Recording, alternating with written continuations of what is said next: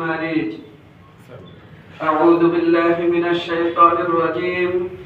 ولنذيقنهم من العذاب الأدنى دون العذاب الأكبر لعلهم يرجعون.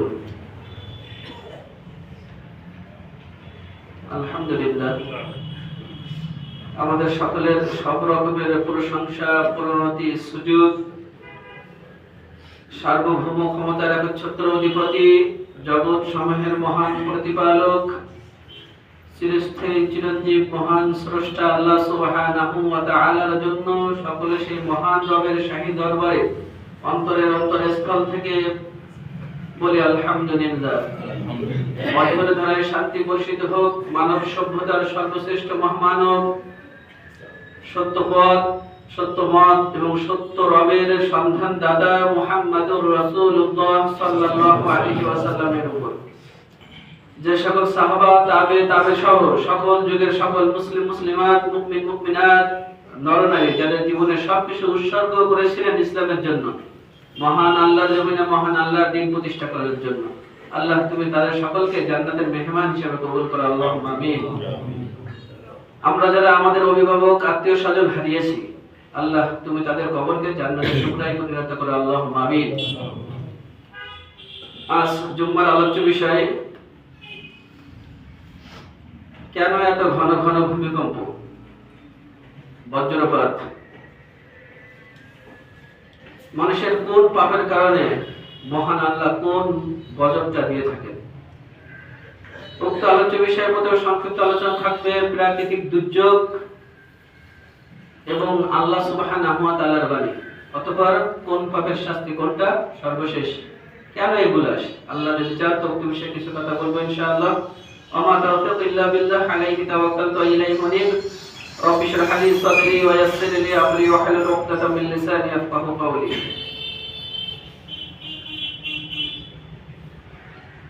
বক্তব্য শুরু করার প্রেরণা আপনার সাথে মধ্যে একটি কথা।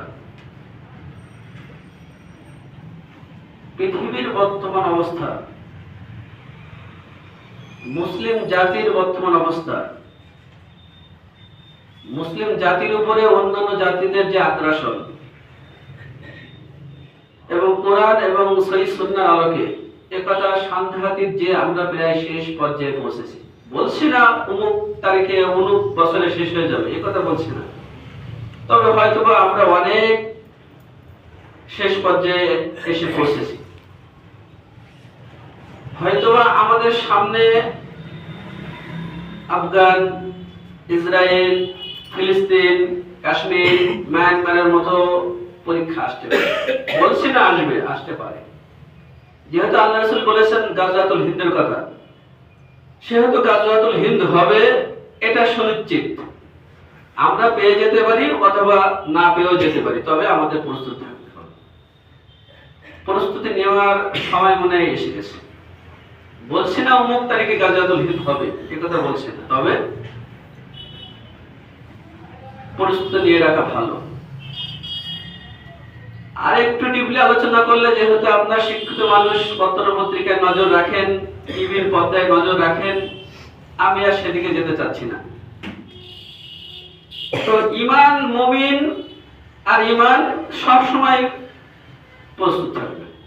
কখন আল্লাহ ডাক দেন, আল্লাহ ডাকে চলে যেতে হবে, নবায়ন করতে হবে। মুমিনের অবস্থা এমন থাকবে না, সর্বদাই মুমিনের ঈমান নবায়ন থাকবে। সেই নবায়ন ঈমান আনতে হলে আমাদের যে যে প্রস্তুতিগুলো নেওয়া দরকার, শারীরিক, মানসিক, আমলিয়াতের দিক দিয়ে, সেগুলো মনে হয় নেওয়া উচিত। আল্লাহ তুমি আমাদেরকে আমাদের ঈমানকে নবায়ন করে বিশুদ্ধ ঈমান নিয়ে তোমার সাথে সাক্ষাৎকার তৌফিক দান করো, আল্লাহুম্মা আমিন। আলোচ্য বিষয়, কেন এত ঘন ঘন ভূমিকম্প। ভূমিকায় আপনাকে বলতে চাই, ওহী দুই প্রকার। ওহী দুই প্রকার। যত হাদিসের কিতাব রয়েছে, একক মুহাদ্দিস কিতাবুল ইলম, কিতাবুত তাহারা, কিতাবুস সালাহ, এভাবেই তাদের হাদিসের কিতাবগুলো শুরু করেছেন। আর ইমাম বুখারী রাহিমাহুল্লাহ, উনি ওনার ইমাম বুখারী শরীফ শুরু করেছেন কিতাবুল ওহী দিয়ে। কারণ এই ওহীর মাধ্যমেই ইসলামের যাত্রা শুরু। যতক্ষণ পর্যন্ত ওহী আসেনি ততক্ষণ পর্যন্ত মুহাম্মদ ছিলেন আব্দুল্লাহর পুত্র। যেই আসলো সেই দিনে রাসূলুল্লাহ হয়ে গেলেন। যতক্ষণ ওহী আসেনি ততক্ষণ পর্যন্ত সে খাদিজা রাদিয়াল্লাহু আনহা ছিলেন মুহাম্মাদের স্ত্রী। যেই আসলো তখন তিনি হয়ে গেলেন মুহাম্মাদুর রাসূলুল্লাহ সাল্লাল্লাহু আলাইহি সাল্লামের স্ত্রী। ওহীর মাধ্যমে তাদের পট এবং ভূমিকা পরিবর্তন হয়েছে। এই জন্য ইমাম বুখারী রাহিমাহুল্লাহ সর্বপ্রথম তার অধ্যায় শুরু করেন কিতাবু বাদিল ওহী দিয়ে।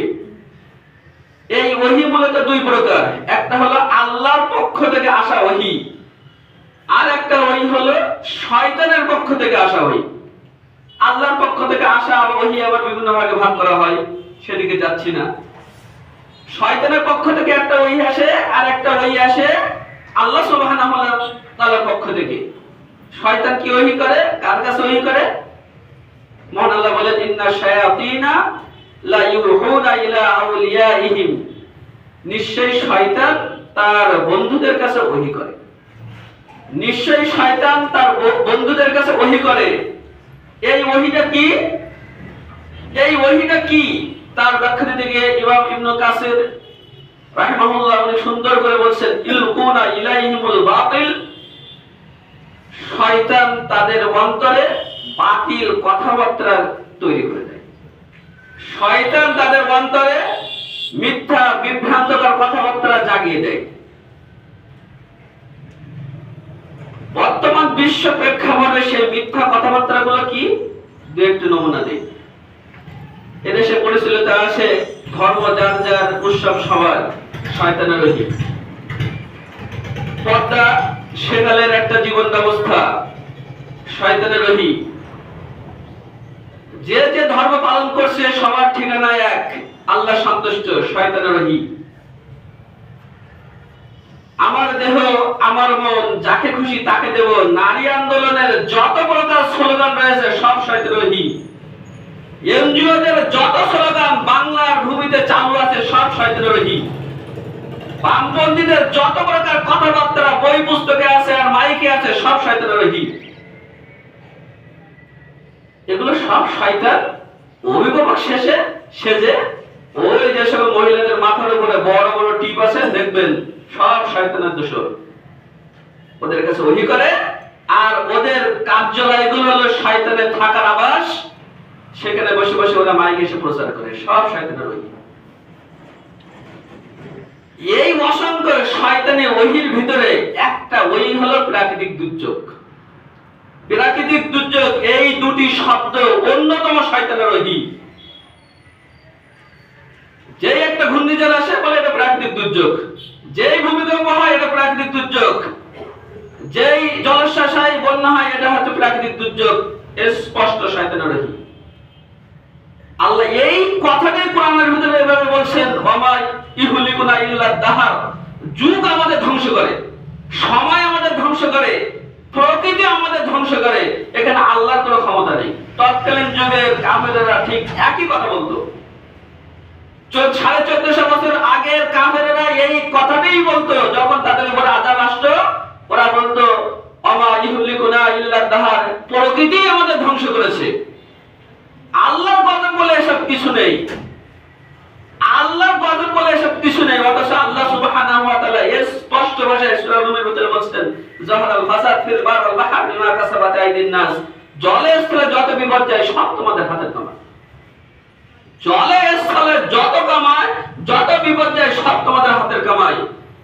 অন্যত্র সূরা আনামের ভিতরে আল্লাহ তাআলা স্পষ্ট করে বললেন কুল হুয়াল কাদিরু আলা আইয়াবাসা আলাইকুম আযাবাম মিন ফাওকিকুম আও মিন তাহতি আরজুলিকুম, আল্লাহ তোমাদের পায়ের নিচ থেকে মাথার উপর থেকে আযাব পাঠাতে সক্ষম।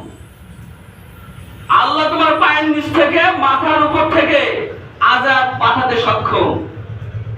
তাহলে এ সমাজের আধুনিক মানুষগুলো যারা নিজেদেরকে আধুনিক বলে দাবি করে, পাশ্চাত্য শিক্ষায় শিক্ষিত হয়ে পাশ্চাত্যের শেখানো গুলি যারা আমাদের দেশে প্রচার করে,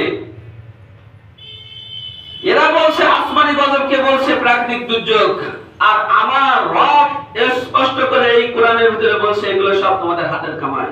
এখন বিচার আপনার কাছে রেখে দিলাম, কার কথাটা মানেন? ইউনিভার্সিটির 50% শিক্ষিত মানুষেরা মনে করে বিজ্ঞান হলো সেকেন্ড গড। বিজ্ঞানের সাথে কোরআনের যেটা মিলে যাবে সেটা মানবো, বিজ্ঞানের সাথে যেটা মিলবে না সেটা মানবো না। যান ইউনিভার্সিটি খোঁজ নিয়ে যান, বাংলাদেশ সংবিধানে লেখা আছে এই সংবিধানের সাথে সাংঘর্ষিক অন্য সকল সংবিধান বাতিল। বাংলাদেশ সংবিধানে লেখা আছে বাংলাদেশ সংবিধানের সাথে সাংঘর্ষিক সকল ধারা অন্য সংবিধান সব বাতিল। মানে বাংলাদেশ সংবিধানের সাথে যেটা কোরআনের সাথে সেটা মানবো, কোরআনের যে আয়াত বা যে বাণী বাংলাদেশের সংবিধানের সাথে মেলে না ওটা মানবো না। এর স্পষ্ট কুফরি। সংবিধান শুরু হয়েছে কুফরি দিয়ে, সেখানে বিসমিল্লাহ থাক আর না থাক কিসের প্রশ্ন আছে? বিসমিল্লাহ তুলে দিলে বাংলাদেশে হুজুরেরা মাঠে ময়দানে স্লোগান করলো, পুলিশ কিছু পিটিয়ে জেলখানায় নিয়ে গেল, আর আমেরিকার কাছে টাকা উপার্জন করলো সরকার। বাহ, কি চমৎকার নাটক। আর আমাদের হুজুররা হয়েছে ওদের পাতলা পাতে আমরা পাতি। যে সংবাদের মদ হালাল সে সংবাদে বিসমিল্লাহ থাকা দরকার কি? যে অনুষ্ঠানে বাইবেল গীতা পাঠ করা হয় সেখানে কোরআন তেলাওয়াত করার দরকার কি? একটা গভীর ষড়যন্ত্রের কথা বলি। দ্য 100 বইটা পড়েছেন? 100 মনীষীর কাহিনী। দ্য 100 বইয়ের নাম। ইনি মনোবাদ করলেন 100 মনীষীর কাহিনী, মানলাম। কত সুন্দর চক্রান্ত আছে এখানে আপনি জানেন? দ্য 100 মনীষীর কাহিনী, মানে ভেতরে যত লোক আছে সব মনীষী। 1 নম্বরে রাখছে মুহাম্মদ রাসূলুল্লাহ সাল্লাল্লাহু আলাইহি ওয়াসাল্লামকে, কারণ তিনি মনীষী, বাকি 99 জন মনীষী। ওর ভেতরে কার্ল মার্কস আছে, ওর ভেতরে লেনিন আছে, ওর ভেতরে মাও সেতুং আছে, ওর ভেতরে হিটলার আছে। সব নব্য ফেরাউন, নম্র আবু জাহাল, এদেরকে মনীষী বানানো হয়েছে আল্লাহ রাসূলকে 1 নম্বরে দিয়ে। মানে সকলেই মনীষী। আর আমরা হুজুরেরা মাইক স্টেজে উঠে বলে দেখো একজন খ্রিস্টান 1 নম্বরে আল্লাহ রাসূলের নাম দিয়েছে। এবারে 1 নম্বরে রাখছে এই কারণে তার মাধ্যমে বাদ বাকি 99 জন শয়তানকে জায়েজ করা হয়েছে, ওদেরকেও মনীষীর খাতায় নিয়ে আসা হয়েছে। কিন্তু আমরা সেটা বুঝি। বলছিলাম আসমানি গজব সম্পর্কে আল্লাহ তাআলা বলছেন সব মানুষের হাতের কামাই। ইমাম ইবনে কাসির রাহিমাহুল্লাহ খুব সুন্দর করে তার কিতাবের মধ্যে ব্যাখ্যা দিচ্ছেন, ইজা কাসারাতিজ যুনুব, যখন মানুষের ভিতরে পাপ বেড়ে যায়, সালাবাহুমুল্লাহু ওয়াহাদাতাহু, আল্লাহ তাদের একত্ববাদকে ছিনিয়ে নেন। আর কি করে? ওয়া আলকা বাইনাহুমুল ইখতিলাফ, তখন তাদের ভিতরে মতনৈক্য বাড়িয়ে দেন। যখন এই জাতির উপরে পাপ বেড়ে গেছে তখন আমাদের ভিতরে যে ইউনিটি ছিল সেগুলো ধ্বংস হয়ে গেছে। এক আহলে হাদিস জামাত অসংখ্য দলে বিভক্ত, এক হানাফি জামাত অসংখ্য দলে বিভক্ত, এক বিএনপি হাজার দলে বিভক্ত, আওয়ামী লীগ হাজার দলে বিভক্ত, এক মুসলিম উম্মাহ কত দলে বিভক্ত গুণে শেষ করা যায় না। কারণ ইজা কাসারাতিজ যুনুব, যখন পাপ বেড়ে যায়, সালাবাহুমুল্লাহু ওয়াহাদাতাহু, আল্লাহ তাদের একত্ববাদকে ছিনিয়ে নেন। ওয়া আলকা বাইনাহুমুল ইখতিলাফ, তখন তাদের ভিতরে মতনৈক্য বাড়িয়ে দেন। এবার আসি কোন পাপের কারণে কোন পাপ হয়, কোন গজব বসে। সংক্ষেপে বলে যাই, নূহ আলাইহিস সালামের জাতি তাদের সম্প্রদায়ের 5টা মানুষের মূর্তি তৈরি করেছিল। ওয়াদ, ইয়াগুস, ইয়াউক, নাসর, সুয়া। এই 5 জনের মূর্তি তৈরি করে রাস্তার মাঝখানে টাঙিয়ে রাখতো। আল্লাহ তাদের বন্যা দিয়ে ধ্বংস করেছে। সেদিকে যাচ্ছি না। নূহ আলাইহিস সালামের জাতি 5টা লোকের মূর্তি তৈরি করে রাস্তার মোড়ে মোড়ে টাঙিয়েছে, আল্লাহ তাদের বন্যা দিয়ে ধ্বংস করেছে। আর আমার জাতি কথিত বড় বড় নেতাদের যারা জীবনে পশ্চিমমুখী হয়েছে এগুলো সন্দেহ, তাদের বড় বড় মূর্তি রাস্তার মাঝখানে খাড়া করে তাদের মাথার উপরে যেন কাক না পায়খানা করে, এই জন্য আবার পুলিশ দিয়ে পাহারা দেয়। কত বড় বেওয়া জাতি! বাপের টাকা দিয়ে যদি পুলিশ পুষ্টি হতো তাহলে এই মজা আর আসতো না। গরিবের টাকা দিয়ে পুলিশ বসে মূর্তির পাহারা দেওয়া হয়। কত বড় আক্কেল কম নেই জাতির, এটাই ভেবে পায় না। ও জাতি 5টা মূর্তি তৈরি করেছে, আমার জাতি বিলিয়ন বিলিয়ন বলছে না, লাখ কোটি কোটি টাকা দিয়ে মূর্তি কিনে নিয়ে এসেছে।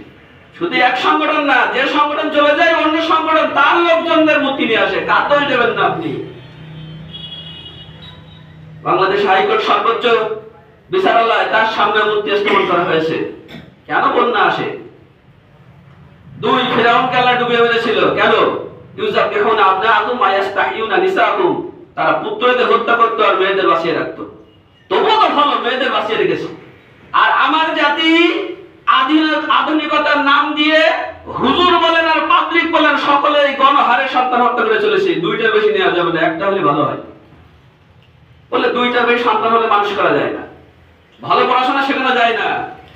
আগেকার 7টা ভাই বোন, বাপ মা টেনশন করতো না, আর এখন দুইটার কারণে বাপ মা হিমশিম খেয়ে যাচ্ছে। মানে আল্লাহর পরে ভরসা না থাকার কারণে ওই একটা দিয়ে ওর হার মাটি করে দিচ্ছে। ওই যে ভালো পড়াশোনা করতে চাচ্ছিলেন, ছোটখাটো কিন্ডারগার্টেনের শিক্ষক, বাপ মা এসে কাঁদে যে ক্লাস 1-2 বাচ্চাদের মানুষ করবো কিভাবে? কারণ আল্লাহর পরে ভরসা না করে সন্তান হত্যা করেছেন। এই জন্য আল্লাহ আপনার সন্তানকে গজব হিসেবে আপনার পরিবারে পাঠিয়ে দিয়েছে।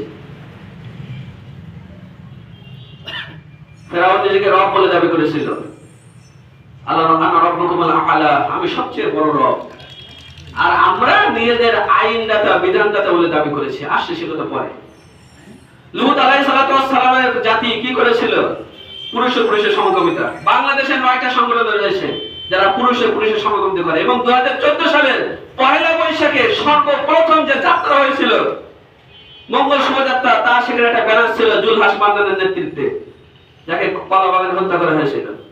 সমকামীরা বাংলাদেশে সর্বপ্রথম মিছিল করা সব 2015 সালে।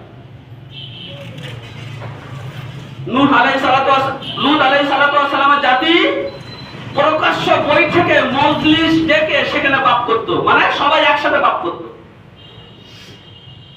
সব ঢাকঢোল পিটিয়ে লোক জড়ো করে নিয়ে এসে সেখানে তারা পাপে লিপ্ত হতো। আর আমার জাতি বড় বড় হল বানিয়েছে, মানে হলে টিকিট দিয়ে এক জায়গায় বসে উলঙ্গপনা বেহাপনা দেখে। সে একই ক্যাটাগরি, পার্থক্য করবেন কোথায়? একজন বললেন বাবা এই দেশে ইসলাম কায়েম অনেকটা এগিয়েছে। আমি কেন? বলে যুদ্ধের সময় বাংলাদেশে প্রায় 250 সিনেমা হল ছিল, এখন বাংলাদেশে 83টা সিনেমা হল, তবুও চলে না, ঈদের সময় একটু চলে। আমি বলছিলাম বাবাজি 250টা সিনেমা হল, আর এখন মানুষের পকেটে পকেটে হচ্ছে খারাপ জিনিস ঢুকিয়ে দিয়েছে ইহুদি খ্রিস্টানরা, খেয়াল করেননি? আপনার বাচ্চা 8-এ পড়া বাচ্চা, 9-এ পড়া বাচ্চা সিনেমা হলে যেতে ভয় পেত, কারণ কেউ দেখে ফেলে কিনা। আর এখন ক্লাস 5-এর বাচ্চার পকেটে মোবাইল, মানে ওর ভিতরে সিনেমা হলের চেয়ে খারাপ জিনিস আছে। আপনি সেটা খেয়াল করেননি? লূত আলাইহিস সালাতু ওয়াস জাতি প্রকাশ্য দিবালোকে অপকর্ম করেছে, আল্লাহ তাদেরকে ধসিয়ে দিয়েছে। আহলে মাদিয়ান মাল ওজনে কম দিয়েছে, আল্লাহ তাদেরকে গজব দিয়ে নিবুদ্ধ করে দিয়েছেন। আহলে মাদিয়ান জাতি রাস্তার মাঝখানে দাঁড়িয়ে থাকতো, লোক আসলে তো হাইজ্যাক করে নিয়ে যেত। এখনকার টাকা সে বিলিয়ে দিয়েছে। সংক্ষেপে বলে গেলাম, তারা যত পাপ করে আমরা তার চেয়ে বেশি পাপ করি। কেন আল্লাহ আমাদের ধ্বংস করে না? সবাই জানেন। আল্লাহ রাসূল বললেন সাল তু রব্বি, আমি আমার রবকে বললাম আল্লাহ আমাকে 3টি জিনিস দাও। ফাআতানি ইসনাইন, আল্লাহ 2টি জিনিস দিলেন। ওয়া মানাআ ওয়াহিদ, একটা জিনিস দিলেন না। আল্লাহকে বললাম আল্লাহ ইউহলিকাল উম্মতি বিসানা, একসাথে আমার জাতিকে ধ্বংস করো না। আল্লাহ বললেন ফাআতানিহা, আমি তোমাকে সেটা দিলাম। আল্লাহ রাসূলের এই দোয়াটা যদি আল্লাহ রাসূল না করতেন, এই জাতি অনেক আগেই শেষ হয়ে যেত। সেই সকল জাতি হাতে গোনা পাপ করতো, আর আমার জাতি ওরা যত পাপ করে সকল অন্যায়গুলো আমরা করি, কিন্তু আল্লাহ রাসূলের দোয়ার বরকতে এখনো ধ্বংস হয় না। এবার আসুন অন্যান্য হাদিসগুলো কি বলে। এক, যে জাতি কোরআনকে সংবিধান আল্লাহর কাছে দেয়া ওয়াদা রক্ষা করে না, যে জাতি আল্লাহর কাছে দেয়া ওয়াদা রক্ষা করে না, এই জাতির উপরে আল্লাহ স্বৈরাচারী শাসককে চাপিয়ে দেন। আল্লাহর কাছে কি ওয়াদা দিয়েছি? আলাস্তু বিরাব্বিকুম, আমি কি তোমাদের রব না? বলেছিলাম ক্বালু বালা, সকলেই বলেছিলাম হ্যাঁ আপনি আমাদের রব। আপনি আইনদাতা, আপনি বিধানদাতা, আপনি রিজেক্ট দাতা, আপনি আমাদের রব, আর কারো কাছে মাথা নত করি না। জানেন সকলেই খ্রিস্টানরা ঈসা আলাইহিস সালামকে আল্লাহর রব বানিয়েছে, আর আল্লাহ রসুলের জাতি স্বয়ং রসুলকে আল্লাহ বানিয়েছে। বুঝাতে পারলাম না? খ্রিস্টানরা ঈসা আলাইহিস সালামকে আল্লাহর পুত্র বলে বিশ্বাস করে, আর আল্লাহ রসুলের এই উম্মত কিছু কিছু মানুষ রয়েছে তারা রসুলকে স্বয়ং আল্লাহ মানে, পীরদের স্বয়ং আল্লাহ মানে। এই জন্য তো পীরের কাছে গিয়ে নিজের সন্তান চাই। তার প্রমাণ তারা হাদিস তৈরি করেছে, আনা আরব বিলা আইন, আমি আরব। আরব মানে আইন রবা, এখান থেকে আইন বাদ দিলে রব হয়। আনা আহমদ বিলা মিম, আমি আহমদ, আলিফ হা মিম দাল, মিম বাদ দিলে আহাদ হয়। মানে আল্লাহ রাসূল নিজেই আহমদ, নিজেই আহাদ, তিনি নিজেই আরব, নিজেই রব। এটা তৈরি করেছে। মনে ব্যথা দেওয়ার মতো দু একটি কথা বলতে হবে। শিরিক দুই প্রকার, রাষ্ট্রীয় শিরিক, ব্যক্তিগত শিরিক। ব্যক্তিগত শিরিক মানে পীরের মাজারের সাথে মাথা নত করা, তাবিজ নেয়া, গণকের কাছে যাওয়া, ব্যক্তিগত শিরিক, আহলে হাদিসরা পারে না। রাষ্ট্রীয় শিরিক 21শে ফেব্রুয়ারি 16 দিবসে ফুল দেয়া রাষ্ট্রীয় শিরিক। লাশের সামনে মাথা নিচু করে থাকা, কারোর সম্মানার্থে মাথা নিচু করে থাকা 1 মিনিট 2 মিনিট নিরাপদ পালন করা এটা শিরিক। মাজারে গিয়ে মাথা নত করা যদি শিরিক হয়, লাশের সামনে হোক, কারোর সম্মানে হোক, 1-2 মিনিট মাথা নত করে নিরাপদ পালন করা শিরিক। আমরা আহলে হাদিসরা চাকরি করার কারণে হোক, পদবীর কারণে হোক, রাজনীতির কারণে হোক শিরিকের সাথে জড়িত। আত্মসমালোচনা করুন, শুধু অন্যের ভুল দেখিয়েন না।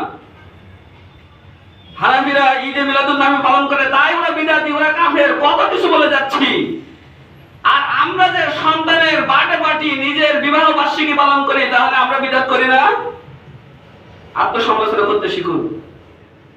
শুধু লোকের সমালোচনা করে পার পাওয়া যাবে না। যে জাতি আত্মসমালোচনা করে না, সে জাতি ধ্বংস হবে, হবেই হবে। আত্মসমালোচনা করতে হবে।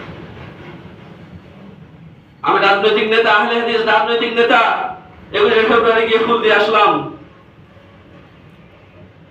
কে বলেছে আহলে হাদিসে?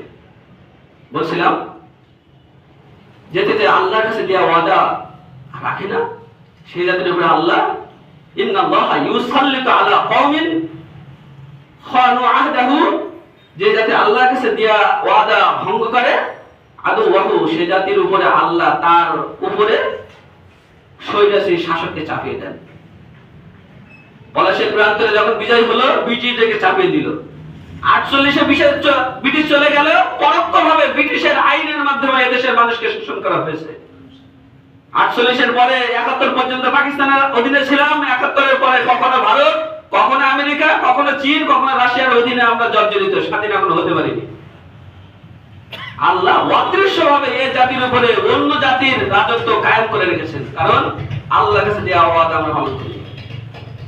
ব্রিটিশ চলে গেছে 48-এ, এখনো নিজের আইন তৈরি করতে পারেনি। ট্রেন চলে ব্রিটিশের আইনে, ওই কোটা তারা চলে ব্রিটিশের আইনে। স্বাধীন কোথায় হয়েছে?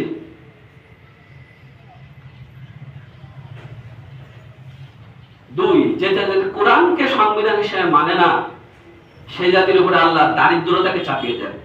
আল্লাহ রাসূল বললেন, মান তারাকাল কুরআন, যে ব্যক্তি, যে জাতি কোরআন ত্যাগ করে, ওয়াসালাকা সাবিলাহু, নিজেরা পথ তৈরি করে, ফাসায়াকুনু ফি উম্মতি দাইকুন, সে জাতির উপরে আল্লাহ দারিদ্রতাকে চাপিয়ে দিবে। ফাকরুন, সংকটকে চাপিয়ে দিবে। বলতে পারো সবাই তো বড় লোক, এই বিল্ডিং ওই বিল্ডিং সব বড় লোক, গরিব কোথায়? খোঁজ নিয়ে দেখেছেন 1,40,000 টাকা আপনি নিজে ঋণ। আজকে আপনার যে সন্তানটা জন্মগ্রহণ করবে, সে বিদেশের কাছে 1,40,000 টাকা ঋণ। বিদেশ যদি ঋণ চাই, আপনার বিল্ডিংটাও কিনে নিয়ে যাবে। খোঁজ নিয়ে দেখেন, সব গরিব হয়ে গেছে, কিন্তু খোঁজ নিয়ে আমরা দেখিনি। ইবনে কাইয়্যিম, ইমাম ইবনে তাইমিয়া রাহিমাহুল্লাহ খুব সুন্দর করে একটা কথা বলেছেন, ইজা তারাকাতের দাওলাতু শারিয়াত আল্লাহ, যখন কোন রাষ্ট্র আল্লাহর শরীয়তকে বাদ দেয়, ওয়া হাকামাত বিকাওয়ানিনিল বাশারি, মানুষের মনমতো আইন দিয়ে রাষ্ট্র পরিচালনা করে, তখন সেই জাতির উপরে আল্লাহ ফিতনাকে বৃদ্ধি করে দেন। সে জাতিকে আল্লাহ মহামারী দিয়ে ধ্বংস করেন। ইমাম কুরতুবী রাহিমাহুল্লাহ আরো সুন্দর করে বলছেন, আল হুকমু বিগাইরি মা আনজালাল্লাহ, যে ব্যক্তি আল্লাহর কিতাব অনুযায়ী ফয়সালা করে না, সে জাতির উপরে আল্লাহ গজব দিতে থাকেন। ফাতাআতি তারাতান ফি সূরাতি হুরুব, কখনো সেই গজবটা আসে যুদ্ধের মাধ্যমে। যুদ্ধের মাধ্যমে মানে একদল অন্য দলকে মারার জন্য উৎপেতে থাকে, একদল অন্য দলে মারার জন্য উৎপেতে থাকে। দেশে দেশে যুদ্ধ নয়, দলে দলে যুদ্ধ। আমার দেশে দলে দলে যুদ্ধ। খেয়াল করে দেখেন কে কতটা হত্যা করেছে। 17ই আগস্ট বোমা নিক্ষেপ করেছিল, কয়জন লোক মরেছে? 4 থেকে 5 জন। ওরা যদি জঙ্গি হয়, 21শে আগস্ট গ্রেট হামলায় 22 জন লোক মরেছে, ওরা জঙ্গি না? অবশ্যই জঙ্গি। রাজনীতি নামে আজ পর্যন্ত দলগুলো কত লোক মেরেছে, ওরা কি জঙ্গি হয় না? রাজনীতির নামে কত রক কাটা হয়েছে বাংলার ভূমিতে, এরা জঙ্গি হয় না? জঙ্গি শুধু ওরাই জঙ্গি বানালো, ওরাই জেলখানা দিল। আমেরিকা থেকে লেহি আইনের মাধ্যমে ট্রিলিয়ন ট্রিলিয়ন টাকা নিয়ে আমেরিকায় বাড়ি বানালো, সব নাটক। বলছিলাম, কোরআনকে বাদ দিয়ে যদি মানুষ সংবিধান তৈরি করে, তাহলে সে জাতির উপরে আল্লাহ গজবকে নিমিত্ত করেন। আর কি করেন? শাহ ওলিউল্লাহ মুহাদ্দিস দেহলভী খুব সুন্দর করে একটা কথা বলেছেন। ইজা তারাকাল মুজতামাউ, যখন কোন সমাজ কোরআনকে ছেড়ে দেয়, ওয়াত্তাবা আহওয়ান নাস, মানুষের প্রবৃত্তিকে অনুসরণ করে, সালাবাহুমুল্লাহ ওয়াহাদা, আল্লাহ তাদের একত্ববাদকে কেড়ে নেন। অফিতানিন দাখিলিয়াতিন, তাদের ভিতরে অভ্যন্তরীণ দ্বন্দ্ব তৈরি করে দেন। অভ্যন্তরীণ দ্বন্দ্ব বোঝেন, আবার এমপি পদ দেয়নি বলে আমি বিরোধিতা করি, আমার চেয়ারম্যান বানাইনি, আমি অমুক সংগঠনের লোক চেয়ারম্যান বানাইনি, তা আমি বিরোধিতা করলাম। অভ্যন্তরীণ কোরন্দল মিলে দিন সমাজের সাথে।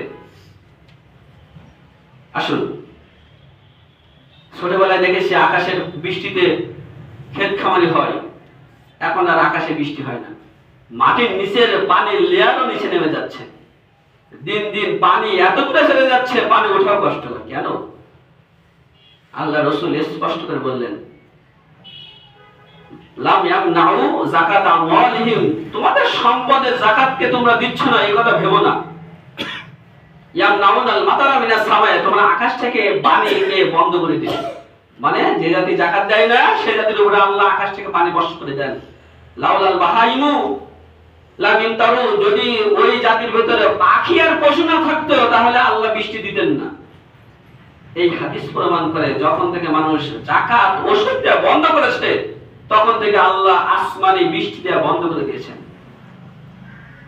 তখন থেকে সে জাতির উপরে আল্লাহ আসমানি বৃষ্টি দেওয়া বন্ধ করে দিয়েছেন। আবু বকর রাদিয়াল্লাহু তাআলা আনহু খুব কম হাদিস বর্ণনা করেছেন, খুব কম। উনি একটি হাদিস বলেছেন, সামি'তু রাসূলুল্লাহ সাল্লাল্লাহু আলাইহি সাল্লাম, আমি আল্লাহর রাসূলকে শুনেছি ইয়াকুল বলতে, ইজা তাবায়াতুম বিল ইনা, যখন তোমরা ইনার মাধ্যমে বেচাকেনা করবে, ইনা মানে সুদ ভিত্তিক বেচাকেনা, যখন তোমরা সুদ ভিত্তিক বেচাকেনা করবা, ওজনে মালে কম দিবা, খোঁজ নেন ব্যবসায়ীদের অবস্থা, বাটখারাগুলো চেক করেন, ভেজালগুলো চেক করেন। সবচেয়ে বড় কষ্ট পানি, সে পানির ভিতরে এত ভেজাল, ফাস্টফুড গুলো সব ভেজাল, মিলে দিন হাদিসের সাথে। তারপর উনি বলছেন, ওয়ারাদিতু বিজারই, যখন তোমরা ক্ষেত খামারে নিয়ে সন্তুষ্ট হবা, ওয়াতাতুল জিহাদা, জিহাদকে ছেড়ে দিবা, সাল্লাল্লাহু আলাইকুম জিল্লাহ, তখন আল্লাহ তোমাদের লাঞ্ছিত করবেন, আল্লাহ তোমাদের এই দুনিয়ার উপরে লাঞ্ছিত করবেন। ফালা ইয়ানজিউ, সেখান থেকে মুক্তি পাবে না, হাত্তা তারজিউ ইলা দীনিকুম, যতক্ষণ না পর্যন্ত তোমরা দ্বীনের পথে না ফিরে আসবে। উনি স্পষ্ট করে বললেন, এই জাতিকে যদি মুক্ত করতে হয়, আসমানি গজব থেকে যদি মুক্তি করতে হয়, তাহলে হাত্তা তারজিউ ইলা দীনিকুম, দ্বীনের পথে আমাদেরকে ফিরে আসতে হবে। আল্লাহ রাসূল বলছেন খুব সুন্দর করে, লা ইয়াশরাবান নাস, আমার জাতি মদ পান করবে, ইউসাম্মুনাহা বিগাইরি ইসমিহা, মদের নাম পরিবর্তন করবে। মদের নাম পরিবর্তন আবার কি জিনিস? দুটো আলেমের বক্তব্য দিচ্ছে। শেখ আব্দুর রাজ্জাক বিন ইউসুফ বলছেন, এই সকল যত পানি আছে সবগুলো এই হাদিসের আওতাভুক্ত। মাওলানা মতিউর মাদানী উনি বলছেন না, এই হাদিসের অধীনে এই ফাস্ট মানে কোকা কোলা সেভেন এগুলো পড়ে না। তবে আমার কাছে 2014 সালে একটা ডকুমেন্ট আছে, বাংলাদেশের 27টা কোমল পানীয়ের ভিতরে মাদকের অ্যালকোহল পাওয়া গিয়েছিল, এই জন্য বন্ধ করে দিয়ে দেওয়া হয়েছিল 27টা কোম্পানি বাংলাদেশে। আব্দুর রাজ্জাক বিন ইউসুফ বলছেন, এই সকল কোমল পানিগুলো এই হাদিসের আওতাভুক্ত। বিবেচনা আপনাদের পরে রেখে দিলাম। ওই হাদিসের শেষে বললেন, নেতাদের সম্মান করা হবে গায়িকা দিয়ে, নেতাদের সম্মান করা হবে গায়িকা দিয়ে। মানে যত অনুষ্ঠান হয়, অনুষ্ঠানের শেষে সাংস্কৃতিক অনুষ্ঠান হয়, তাই না? সেখানে সব নর্তকীদের নিয়ে এসে নেতাদের সামনে উলঙ্গ করে নাচানো হয়। এমনকি ইসলামিক ফাউন্ডেশনের অনুষ্ঠানে হুজুরদের সামনে বেলে ডান্স দেওয়া হয়েছিল বাংলাদেশ 2014 সালে। খোঁজ নিয়ে দেখেন। নেতাদের অনুষ্ঠান শেষ হয় না সাংস্কৃতিক অনুষ্ঠান ছাড়া। আল্লাহ রাসূল বললেন, যখন এমন হবে ইয়াসিবুল্লাহু বিমুল আদা, জমিনে ধসিয়ে দেবে, পাহাড় ধস এই কারণেই হয়। ওয়া ইয়াজআলা মিনহুম কিরাদাতাল খানাজির, তোমাদেরকে বানরের সমূলে পরিণত করা হবে। সর্বশেষ একটা হাদিস শুনে শেষ করে দিই। আল্লাহ রাসূল বললেন, ইজা ফাআলাত উম্মতি 15 খাসলাতান, যখন আমার জাতি 15টা পাপ করে, যদিও হাদিসটার সানাদ কিছুটা দুর্বল, তারপরেও বলছি, ইজা ফাআলাত উম্মতি 15 খাসলাতান হাল্লা বিহাল বালাউ, যখন আমার জাতি 15টা পাপ করে, একটার পর একটা আসমানি গত আসতে থাকে। এক, ইজা কানাতিল মাগনামু, যখন গনিমতকে দুলাতান, ব্যক্তিগত সম্পদ ভাবা হবে, রাষ্ট্রীয় কোষাগার যখন ব্যক্তিগতভাবে ব্যবহার করা হবে। দেখেন এমপি মন্ত্রীদের এত টাকা কোথা থেকে আসে, বেতন কত টাকা হয়, সচিবের এত টাকা কোথা থেকে আসে, সব রাষ্ট্রীয় কোষাগার থেকে বাম হাতে নিয়ে সব নিজেদের অ্যাকাউন্ট খালি করেছে। আল্লাহ তাই বলে, ইজা কানাতিল মাগনামু দুলাতান, যখন রাষ্ট্রীয় কোষাগার ব্যক্তিগত সম্পদ হিসেবে ব্যবহার হবে। ওয়াল আমানাতু মাগনামান, যখন আমানত আর রক্ষা করা হবে না, খেয়ানত করা হবে। ওয়া আতার ওয়া যাকাত মাগনামান, যাকাতকে জরিমানা মনে করা হবে। ওয়া আতার রাজুলু যাওজাতাহু, পুরুষ স্ত্রীর অনুসরণ করবে। পুরুষ স্ত্রীর অনুসরণ বলতে কি বোঝেন? পুরুষ স্ত্রীর অনুসরণ, স্বামী স্ত্রীর অনুসরণ করবে, কি বোঝেন? আমি শিক্ষক, আমার হেডমাস্টার মহিলা, ইচ্ছা অনিচ্ছায় তার আমার করতে করা লাগছে। পুরুষ স্ত্রীর অনুসরণ করবে বলতে, স্ত্রী বলেছে তোমার বাপ মার খেতে দিতে পারবো না, ঠিক আছে, ওটা ঠিক আছে, এটা হলো পুরুষ কর্তৃক স্ত্রীর অনুসরণ। বাজার করতে যায়, স্বামী ব্যাগ ধরে, স্ত্রী বাজার করে, পুরুষ কর্তৃক স্ত্রীর অনুসরণ। যখন বেড়ে যাবে, ওয়াক্কা উম্মাহু, মায়ের বিরোধিতা করবে। খোঁজ নিয়ে দেখেন মাদের অবস্থা কি। আপনিও আজকে ছেলে, কালকে মা হবেন। আজকে আপনি আপনার পিতার সাথে যতটুকু আচরণ করবেন, ওর চেয়ে খারাপ ছাড়া ভালো কিছু পাওয়ার আশা করিয়েন না। আপনি শাশুড়ির সাথে যে আচরণ করবেন, ওর চেয়ে খারাপ ছাড়া ভালো কিছু আশা করিয়েন না। আপনি জল্লাদিগিরি করবেন আর আপনার বউ আপনার সেবা যত্ন করবে, এই আশা করিয়েন না। অবাররা সাদিকাহু, বন্ধুর সাথে সম্পর্ক করবে, ভাইয়ের সাথে সম্পর্ক ছিন্ন করবে। খোঁজ নিয়ে দেখেন ভাই ভাইয়ের সাথে দ্বন্দ্ব চরম লেগে আছে, বন্ধু হয়েছে খয়ের খা। আমিও হয়তো তার ভিতর থেকে বাইরে না। অজাফা আবাহু, পিতার অবাধ্য হবে। সবচেয়ে একটা কঠিন ভাষা আল্লাহ এই হাদিসে ব্যবহার করলেন, ওয়া উকরিমা রাজুলু মাখাফাতা শাররিহি, মানুষকে ভয় করা হবে তার অনিষ্ট থেকে বাঁচার জন্য। মানুষকে ভয় করা হবে তার অনিষ্ট থেকে বাঁচার জন্য। তার মানে কি বলছেন? আমি অমুক দলের নেতা, জেলে দেব, 50 টাকা দাও। জেলে দেওয়ার ভয়তে ইচ্ছা হোক অনিচ্ছা হোক তার বাড়িতে আমি টাকা পৌঁছে দিয়েছি, তার ক্ষমতার অপব্যবহার যেন আমার পরে না হয়, এই ভয় তাকে সম্মান করেছে। এই জন্য আল্লাহ রাসূল বলেন, ওয়া উকরিমা রাজুলু মাখাফাতা শাররিহি, সমাজে যা হচ্ছে সব হাদিসের সাথে মিলিয়ে নিন। যখন বাদ্যযন্ত্র বেড়ে যাবে, বাদ্যযন্ত্র একাডেমি বলেছে, কি একাডেমি? নাচ গানের একাডেমি। বছর এমনি আসে, সাতক্ষীরায় নাচ গানের একাডেমি আছে, কোরআনের একাডেমি হয়নি। আল্লাহ রাসূল শেষে বললেন, ওয়া লা'নাল আখিরু হাযিল উম্মাহ আওয়ালাহু, শেষ জামানার লোকেরা আগের জামানার লোকেদেরকে গালিগালাজ করবে। এই হাদিসটা, এই কথাটা সম্পূর্ণ আমাদের সমাজে আলেম ওলামার জন্য প্রযোজ্য। কারণ আমরা শেষ যুগে এসে বিগত যুগের ইসলামের মনীষীদের যাচ্ছে তা এভাবে সমালোচনা করি। ইমাম গাজালি রাহিমাহুল্লাহ উনি অনেক বই লিখেছেন বিভ্রান্তকর, তাই মানে এই কথা বলতে পারি না তিনি বিভ্রান্ত হাদিস ছড়িয়েছেন, এই কথা বলার ক্ষমতা হবে না। অথচ তাকে বিদাতি আলেম, এ আলেম, সে আলেম বলে কত কিছু করে যাচ্ছে। খানজান আলীর মাজারে যা হচ্ছে ওর জন্য খানজান আলী রাহিমাহুল্লাহ দায়ী না। উনি ওনার জীবন দশায় এই নোংরামি করার অনুমতি দেননি। ওনারা ছিলেন সকলে একজন আল্লাহর ওলি। শাহজালাল আল্লাহর ওলি, তার মাধ্যমে ইসলামের দেশে বীজ বপন হয়েছে। তার মাজারে যে শিরক হচ্ছে এর জন্য তিনি দায়ী নন, তারা সকলে আল্লাহর ওলি। কিন্তু আমরা ঢালাও ভাবে তাদের অপবাদ করে যাচ্ছি। এই জন্য আল্লাহ বলেন ওয়ালানা আখির হাযিল উম্মাহ আওয়ালাহুম, এ জাতির শেষ যুগের লোকেরা আগের যুগের লোকেদের গালি দিবে। যখন আরো কয়েকটি পাপের কথা আল্লাহ রাসূল, যখন মসজিদে জোরে কথা বলা হবে, যখন হবে তখন আল্লাহ রাসূল বললেন ফালইয়ারতাকিবু ইনদা যালিক, যখন এই ঘটনাগুলো ঘটবে তখন রিহান হামরা, হলুদ পাতা দেওয়া হবে, ও মাসখান, তখন তাদেরকে জমিনে ধসিয়ে দেওয়া হবে, আকৃতি বিকৃতি করা হবে। 15টা পাপের কথা আল্লাহ রাসূল বললেন, সমাজের সাথে মিলিয়ে দিন। এবার আসুন, এই পাপগুলো যখন আসে, আসমানি গজবগুলো যখন আসে, কি করি? আল্লাহ তাআলা স্পষ্ট বললেন ইজা মাসাল শাররু ফাদু দুআ ইলাহি, তখন তারা বড় বড় দোয়া করে। যখন আসমানি গজব আসে তখন বড় বড় দোয়া করে। মানে যেই ভূমিকম্প শুরু হলো মসজিদ ভরে গেছে, যেই ভূমিকম্প শুরু হয়েছে বাংলাদেশে সেই মসজিদ ভরে গেছে। জোরের সময়, আসরের সময় লোক নাই। সেদিন আল্লাহ তাআলা বললেন ইজা মাসাল শাররু ফাদু দুআ ইলাহি, তখন লম্বা লম্বা দোয়া করে। আর কি করে? যেই জলে এবং স্থলে বিপর্যয় হয়, ইজা রাকিবু ফিল ফুলকি তাআবুল্লাহ, যখন জলে কোনো বিপর্যয় হয় আল্লাহকে ডাকে। আর যেই বিপর্যয় চলে যায়, ইজা হুম ইউশরিকুন, তারা যে শিরক করত সেই শিরক আবার করতে থাকে। তারা যেই বিপদটা চলে যায় তখন যে শিরকে তারা লিপ্ত ছিল, যে অপকর্মে লিপ্ত ছিল, যে খারাপ কাজে লিপ্ত ছিল, সেই খারাপ কাজ আবার করতে থাকে। আল্লাহ তাআলা এই কথাটি বারবার করে হুঁশিয়ার করে বললেন। আল্লাহ সর্বশেষ আহ্বান এটাই, ওয়ালা নুযিকান্নাহুম মিনাল আযাবিল আদনা, আমি তোমাদেরকে ছোট ছোট আযাব দিই, দুনাল আযাবিল আকবার, বড় আযাব আসার আগে। বাংলাদেশের ভূতাত্ত্বিকগণ বলছেন হঠাৎ ভূমিকম্প বেড়ে গেছে। ভূমিকম্প সম্পর্কে অন্যদিন বিস্তারিত আলোচনা করা যাবে ইনশাআল্লাহ, আল্লাহ যদি চান। হঠাৎ ভূমিকম্প এসে গেল। ভূতাত্ত্বিকগণ বলছেন ছোট ছোট ভূমিকম্প হলো বড় ভূমিকম্পের পূর্বাভাস। বড় ভূমিকম্পের পূর্বাভাস। 450 বছর ভূমিকম্প হয়নি, যে কোনো মুহূর্তে হয়ে ঢাকা শহর মাটির সাথে মিশে যেতে পারে।